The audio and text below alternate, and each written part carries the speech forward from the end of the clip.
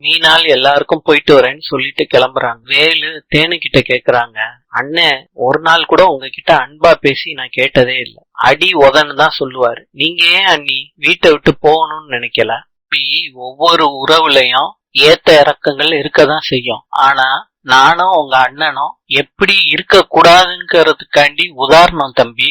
அப்படி இல்ல, சக்திய காதலிச்சு கல்யாணம் பண்ணிருக்க. நீயும் சக்தியும் வாழ போற வாழ்க்கை புருஷன் பொண்டாட்டிக்கு உதாரணமா இருக்கும் தம்பி. வேலு சிவபதிக்கு போன் பண்றாரு. சிவபதி சொல்றாரு, சொன்ன மாதிரியே கூட்டிட்டு வந்துகிட்டு இருக்கேன் வேலா, பிரச்சனையும் இல்ல, அப்பா வந்துகிட்டு இருக்கேன்டா. பேரன் சக்தி கிட்ட சொல்றான், இந்த வாட்டி மீனால கூட்டிட்டு போனது எனக்கு ரொம்ப கஷ்டமா இருக்கு. வேற அவங்களுக்கும் கஷ்டமா தான்ப்பா இருக்கும். காண்டிதான் நான் மீனால கல்யாணம் பண்ணேன். நீ நல்லா இல்லாம நாங்க எப்படி நல்லா இருக்கிறது? உன் விஷயத்த யோசி சக்தி, எங்களை நாங்க பாத்துக்கிறோம். சக்தி எங்கப்பா? உன் பொண்டாட்டிய கூப்பிடதான் நான் போனேனா? பொண்ண அந்த வீட்டுல விட்டு வைக்க வேணான்னு தான் கூட்டிட்டு வந்தேன். நாள் கோவத்துல உள்ள போறாங்க.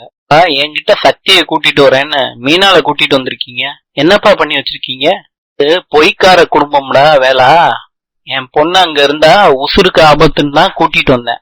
சிக்கல் எடுத்த முடிவுல எந்த மாற்றமும் இல்ல, அதை உறுதிப்படுத்துறதுக்கு தான் உன் தங்கச்சியும் இந்த வீட்டுக்கு வந்திருக்கா. இந்த குடும்பத்துக்கும் எந்த சம்பந்தமும் கிடையாது.